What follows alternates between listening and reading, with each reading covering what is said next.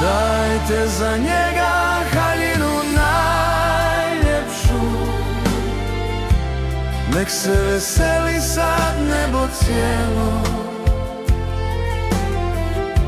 jer ovaj sin što bijaše mrtav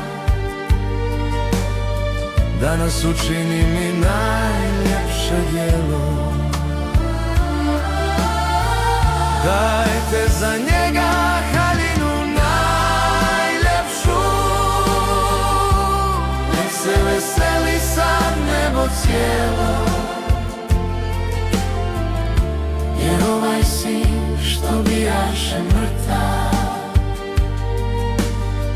danas učini mi najljepše djelo.